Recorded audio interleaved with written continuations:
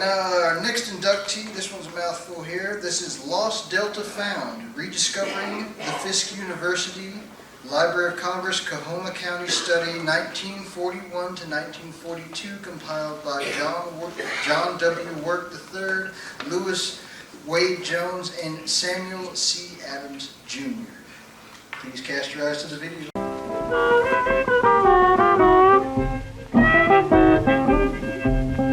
Lost Delta Found, Rediscovering the Fisk University, Library of Congress, Coahoma County Study, 1941-1942, compiled by John W. Work, Lewis Wade Jones, and Samuel C. Adams, Jr. This study presents a unique and valuable perspective on the pioneering Coahoma County project that also was recounted in Alan Lomax's Land Where the Blues Began, another classic of blues literature, honoree. Written by African-American scholars from Fisk University, Lost Delta Found documents their crucial but often overlooked work on the project. First planned for publication back in the 40s, the original manuscript, written by John W. Work and Lewis Wade Jones, was submitted to the Library of Congress, but was reported missing or misplaced for years. This 2005 Vanderbilt University Press publication, edited by Robert Gordon and Bruce Nemerov, also includes the 1947 master's thesis by Samuel Adams, who was part of the Fisk crew, along with additional information on the county's black music that was documented by others during their trips there. This important document is one of the cornerstones of blues history. Just keep on betting. Body died, don't pay. You want to leave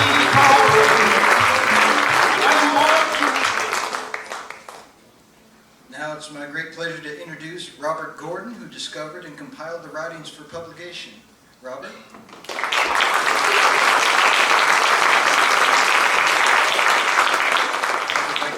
Thank you.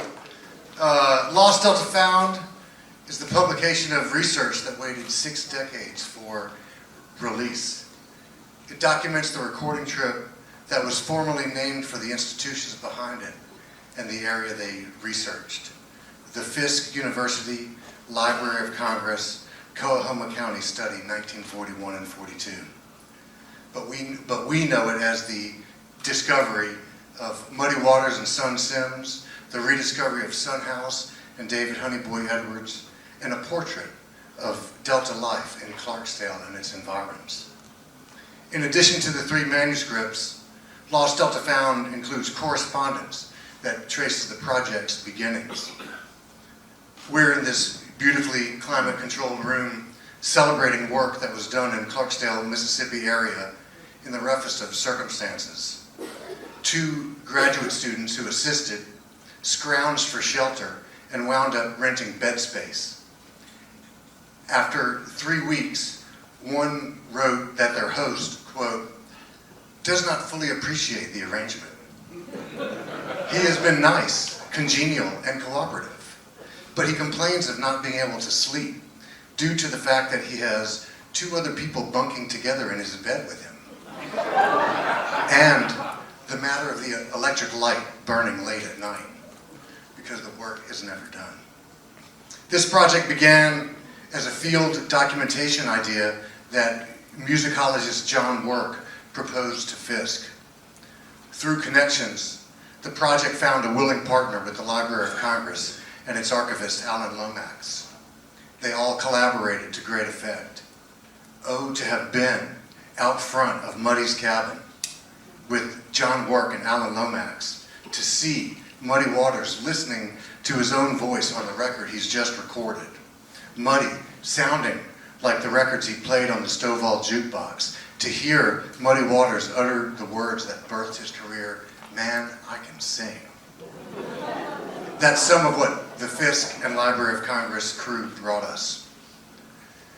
From the start of the 1941 effort, the plan called for the publication of a book.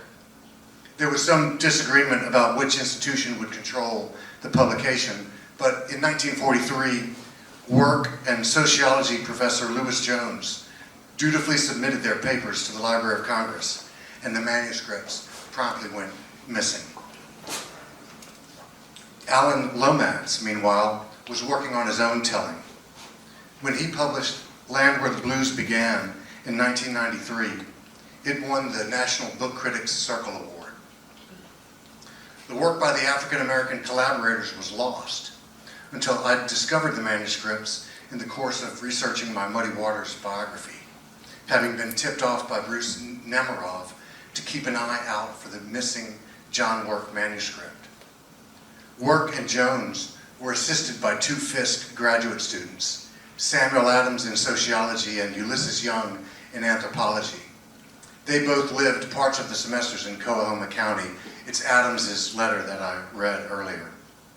Lost Delta Found includes Samuel Adams' master's thesis. I first found a copy of the Samuel Adams master's thesis at the Lomax archives. Then I found the Lewis Jones Fisk original at Lomax's. And finally, at Fisk in their microfilm, I found John Work's manuscript, which included his trove of song transcriptions, all neatly categorized and awaiting publication.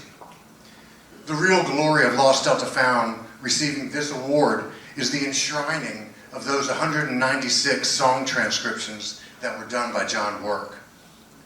Work and Lomax were both song collectors first, and one of the project's triumphs was the massive transcribing of the Trips collected discs.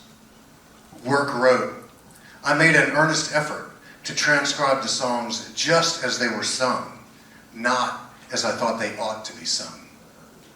That work was lost for 60 years, and now it is found, preserved, and shared. Lost voices of the Delta are heard again. Lost Delta Found was published by Vanderbilt University Press. The editor who signed the book is here tonight, and I want you to join me in thanking Betsy Phillips for bringing this book to publication.